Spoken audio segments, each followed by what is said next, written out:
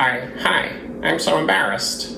I was just dancing in the kitchen. I like to do that sometimes.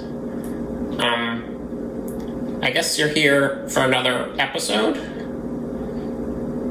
Jeff, they're here. Fine, I'll do it. Welcome to another edition of Jeff Checkey's Sequestered Storytime.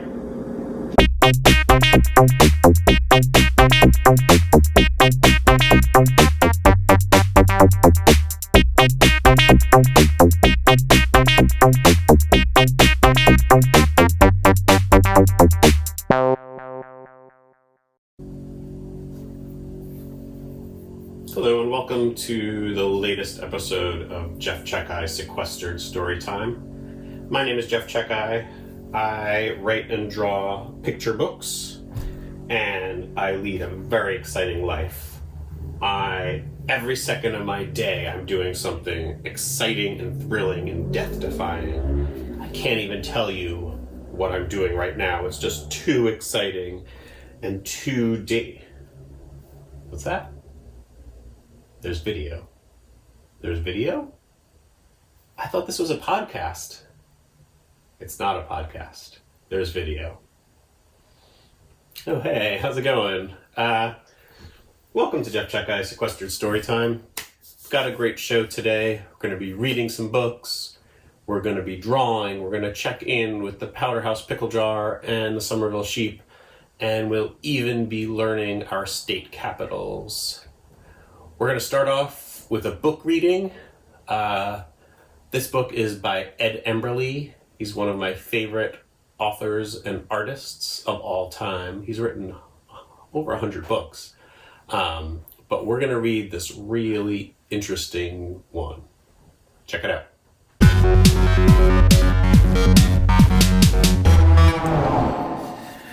We're going to read Ed Emberley's amazing look-through book. And I assume you know who Ed Emberley is. He's written and illustrated hundreds of children's books.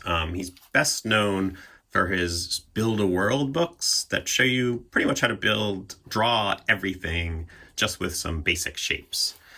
This book is a really unusual book. You have to read it in an unusual way. It's printed in an unusual way. I love everything about it.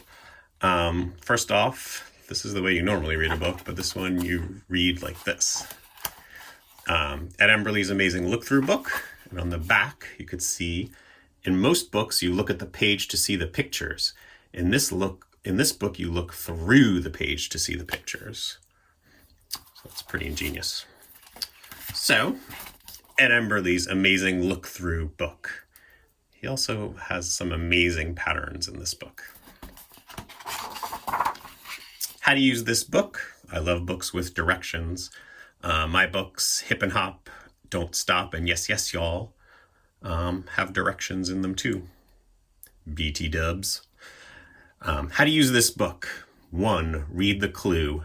2, see if you can guess the animal and the missing letters. 3, let the light shine through the page. It says, artwork prepared with the assistance of Rebecca Emberley Haskell. This book is from 1979. So there's some cool pattern that I was talking about. Soft and scratchy. So you can see blank T. And then, this is the cool part, if I lower the back so you can see through the paper, you can see the answer is cat. Pretty cool, huh? So here's the drawing without the light. Here's the drawing with the light. And here's what he had to draw on the back to complete the image. See, it's just the A and the pieces that were missing of the cat. Pretty ingenious. This one says, call me Curly. Blank eye blank.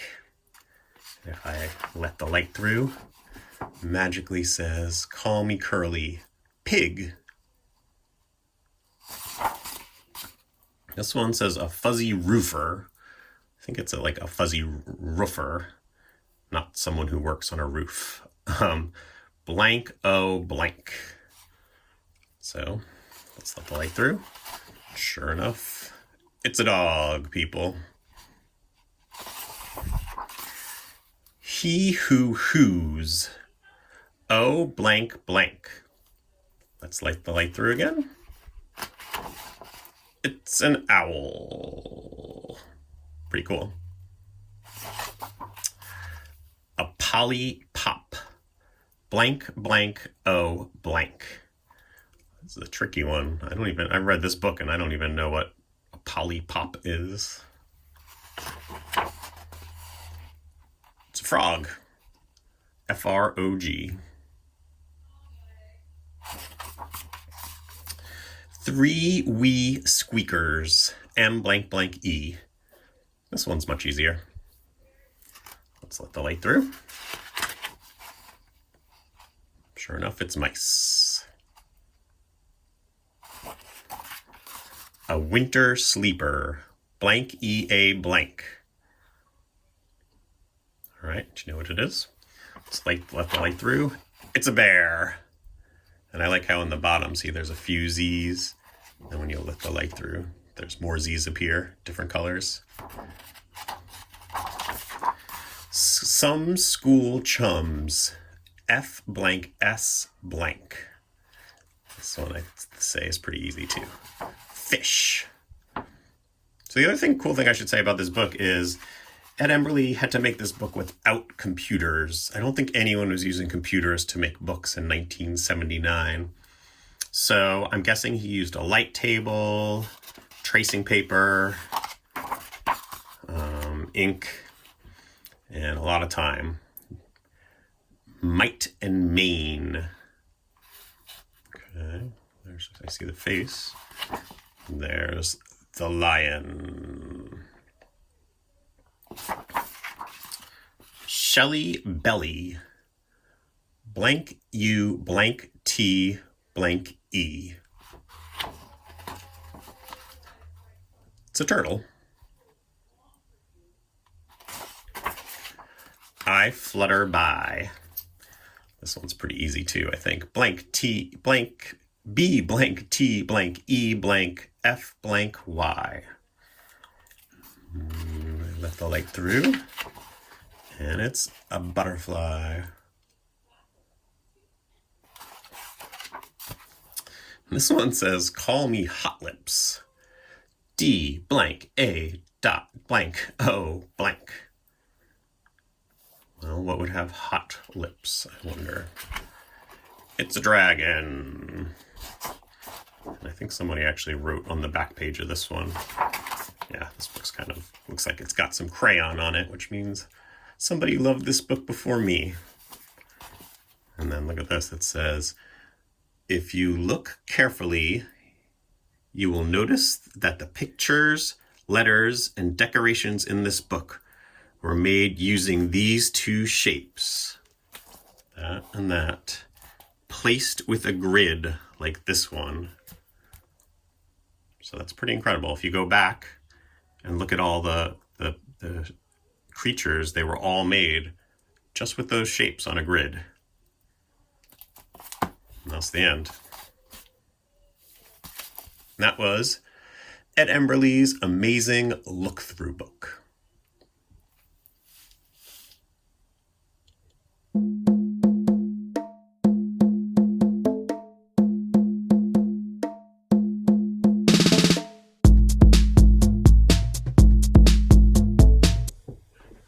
think I'll take the elevator today.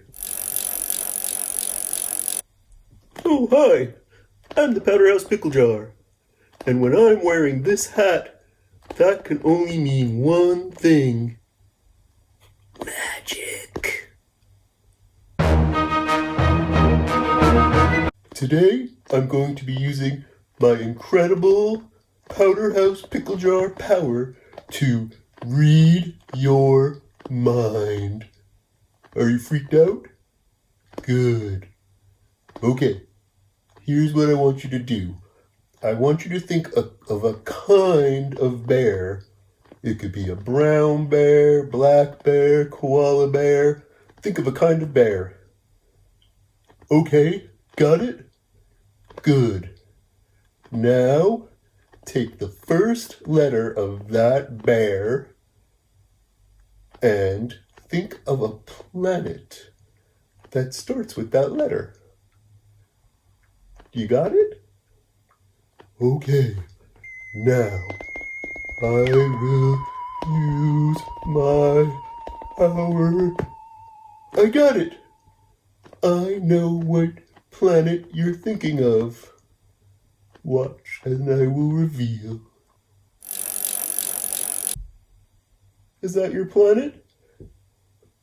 Is it Pluto? Did I get it right?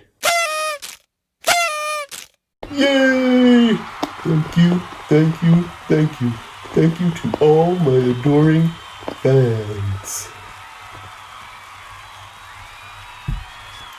So next we're going to read a comic by me. It's called Grandpa and Julie's Shark Hunters. And it originally ran in Nickelodeon magazine, but a bunch of strips were eventually collected into this graphic novel. But a lot of the strips were never collected anywhere else. So today I'm going to read you one of those strips. Hope you like it.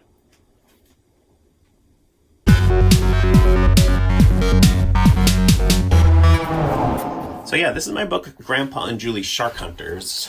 It's a big, long graphic novel.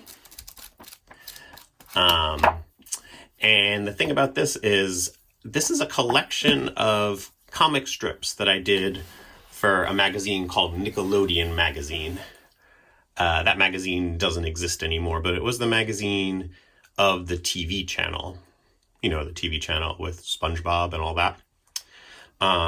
So this collects a lot of it, but only about half of the comic strips. So I have a lot of other comic strips that have never been published. And I've saved them all in this notebook. So let's see. Maybe I'll just do a reading of one or two from you. Okay. So this is I don't think you really need to know anything except that Grandpa and Julie, the series starts with them looking for a giant shark, but things quickly devolve from that, let's say. So here we go. Shark Hunters. Grandpa, come quickly. Grandpa and Julie are tracking down a frog that stole Julie's bubble wand. They need it back to save Stephen the shark, who's floating around in a giant bubble because, just read the comic. This must be the frog, though he looks a little different. If you kiss me, I shall turn into a handsome prince. What about the bubble wand? Oh yeah, sure, whatever. Now how about that smooch? I'm game. I was talking to the young lady. Nonetheless, pucker up, hot stuff. Poof. Wanna go eat some flies? When in Rome, I'll go get help.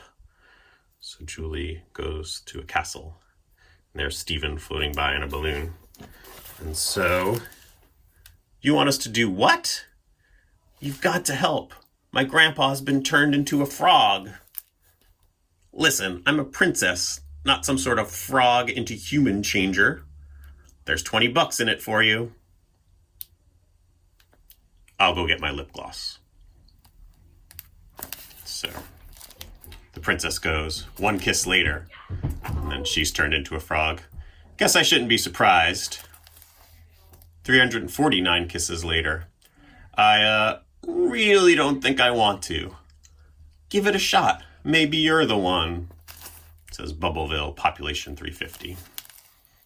Poof. It's been a long day. Ribbit.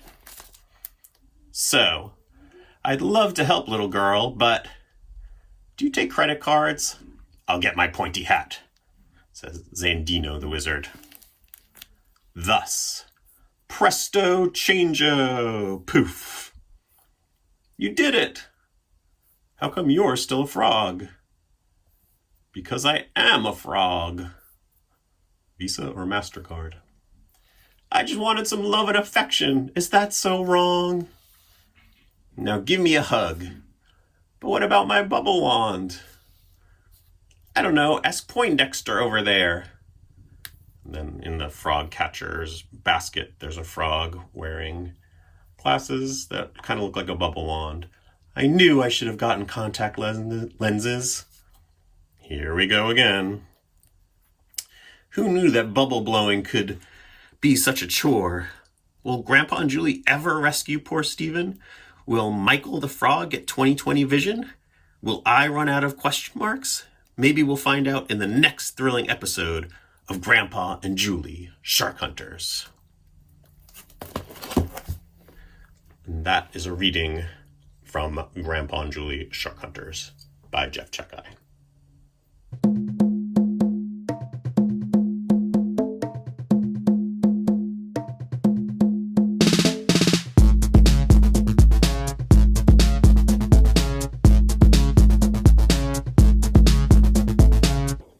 So I wrote a book called Austin, Lost in America, and it's a book about this dog, Austin, who travels around America trying to find a new home.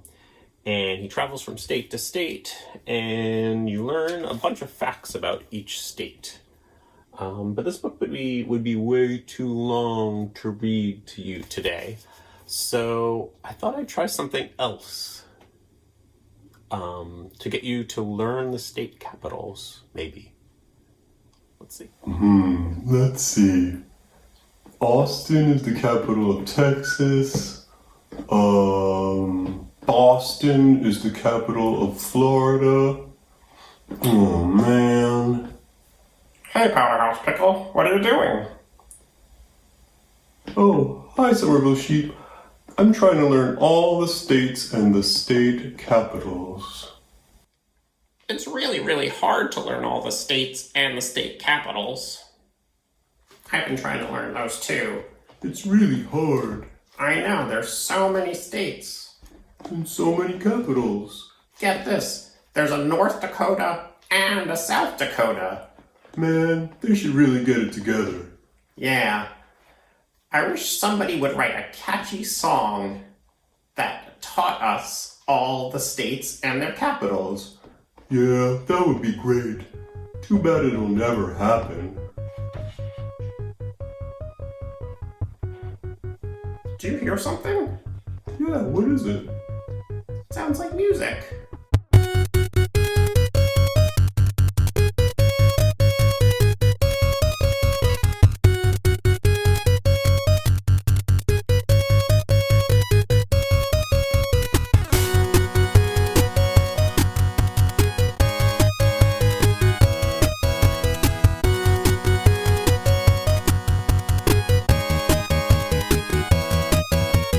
Honolulu, Hawaii, Nashville is in Tennessee, and Boise is the capital of Idaho. Olympia, Washington, Madison, Wisconsin, New Jersey has Trenton, Alaska has Juneau.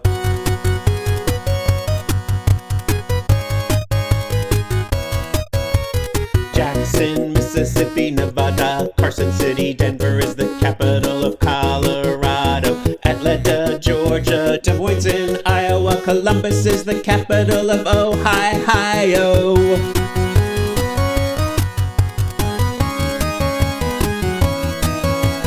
Harrisburg, Pennsylvania, Baton Rouge, Louisiana, Salem is the capital of Oregon. Tallahassee, Florida, Pierre, South Dakota, and Richmond is the capital of Virginia.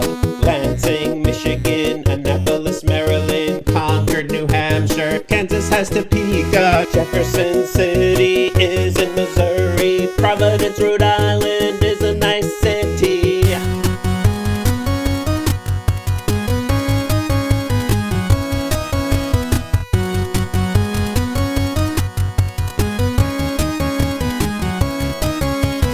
Austin, Texas, Boston, Massachusetts, Lincoln's in Nebraska, Helena's in Montana, Little Rock, Arkansas, Bismarck, North Dakota, Phoenix, Arizona, Salt Lake City, Utah. Charleston, West Virginia, Montgomery, Alabama, and St. New Mexico, Santa Fe, Albany has New York, Connecticut has Hartford.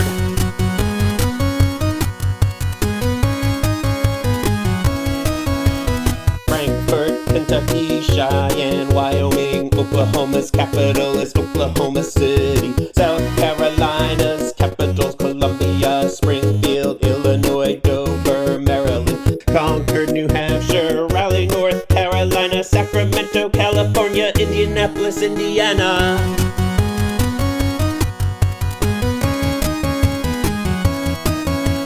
Columbia, South Carolina, Vermont's capital, Montpelier. Washington, D.C., the capital of our country, is a district, not a state. What else do I have to say?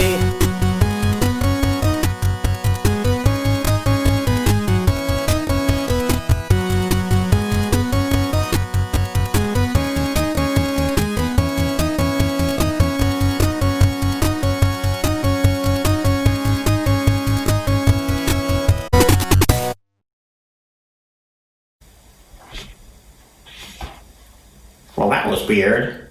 Yeah. I wish somebody would help us learn the state capitals. Yeah, me too. What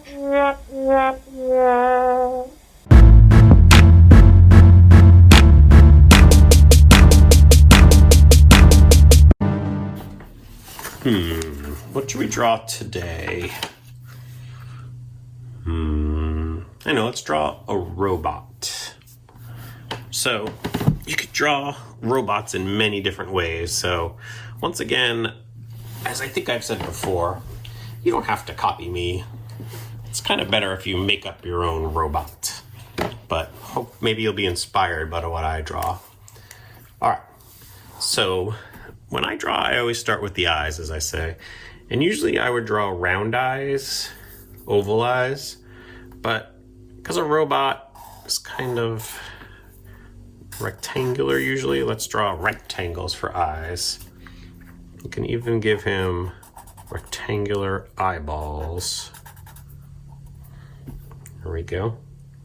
Now I'm gonna draw my robot to be kind of shaped human-like. So let's give it a head and a mouth. It's gonna be a happy robot, why not? Let's give it some rectangular teeth. There we go. Let's continue, complete the head shape. Should we give it an ear? Sure, let's give it a rectangular ear too. Now I like to give my robot an antenna. Like that. I think BB-8 in Star Wars has an antenna, right? My guy has a little antenna too. All right, that's pretty good. Should we give it a nose? Yeah, let's give it a rectangular nose. All right, now move on to the body. For its neck, let's give it kind of a spring. I'm gonna give it another rectangle shape for its body. And then on its chest, let's give it just some random buttons.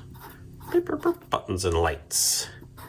You can do whatever you want here. I tend to go like this. Add some rectangle shapes and some round shapes. All right, now its arms. I think for its arms, I'm gonna do this spring shape again, which is just kind of a loop-de-loop like that. And then it can have rectangular fingers. Same thing on this arm. You can add whatever you want, what other details you need. Okay, its legs. Maybe instead of legs, we can give it like treads, like this. Let's see. Do you know what treads are? They're things that are on like, traditionally they're on like a tank, right? It's like a big belt that turns. It kind of looks like that. With some gears there. So that's one tread. Let's give him two treads. There we go. Maybe this robot is exploring a planet. So let's draw it on a planet. Let's put some craters on this planet. Can add some stars. Let's add a flying saucer up here with an alien who's surprised.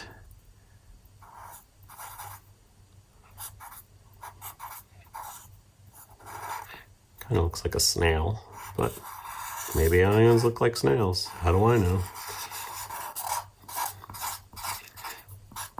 And we can draw a moon there.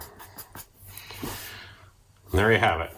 There is a robot exploring a planet, freaking out an alien that looks like a snail.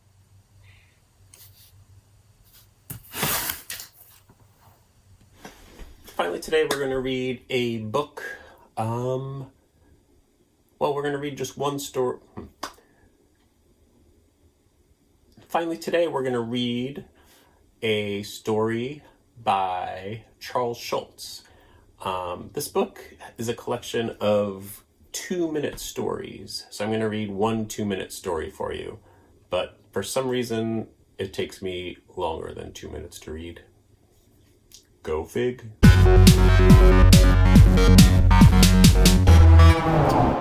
Okay, this is a book called Snoopy's 2-Minute Stories. It's by Charles Schulz, I assume. Doesn't have his name actually on it anywhere.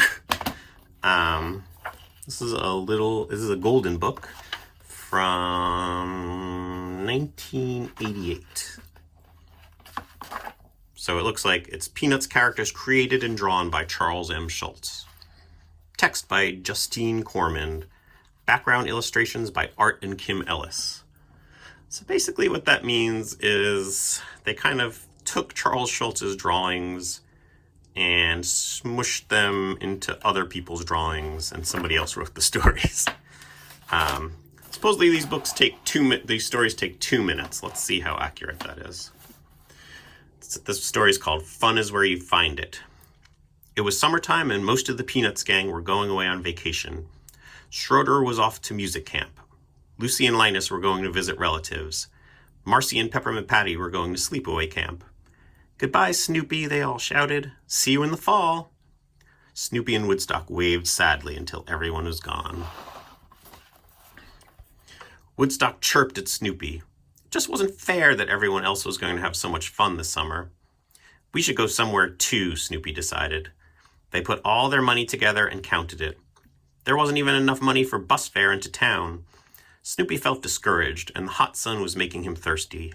Suddenly, he had an idea. We'll open a lemonade stand, he told Woodstock. Then we'll earn enough money to go on vacation. Snoopy and Woodstock worked hard.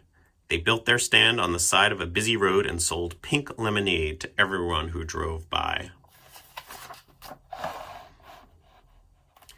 Still, Snoopy wasn't satisfied.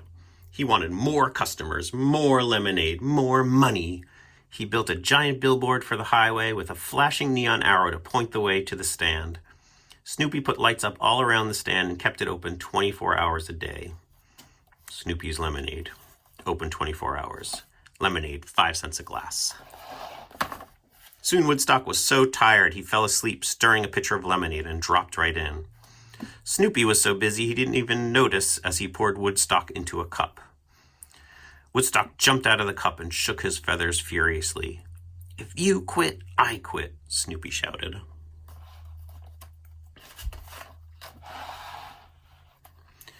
Woodstock and Snoopy took apart the stand and counted up their profits, which weren't very much after paying for the billboard and the neon arrow.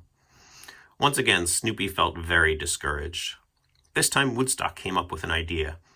He decorated Snoopy's house with flowers and a palm tree and put up a sign that said, Club Snoopy, Luxury Resort. Then he filled Charlie Brown's wading pool and set a deck chair beside it.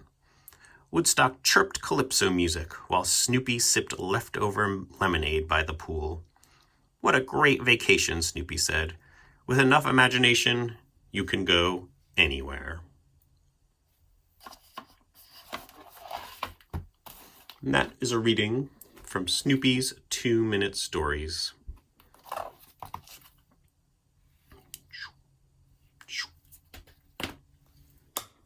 That's it.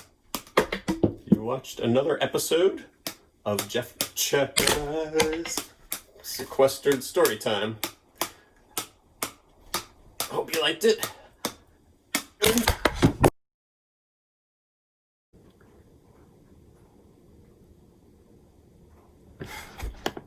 And come back next time for another episode of Jeff Checkai's Sequestered Storytime.